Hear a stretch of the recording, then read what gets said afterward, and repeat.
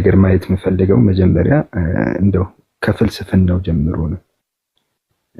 ፍልስፍና በዚህ ዘመን ላይ ያለው ፍልስፍና ምንድነው? እንስማማለን፣ በአንድ ጉዳይ ላይ እንሰራለን፣ አብረን ነተዋፈቅ አው አተሂሙክ፣ ያለበለዚያ ግን ስምህን አጠለሻዋለሁ የሚል አይነት ፍልስፍና ነው ያለው።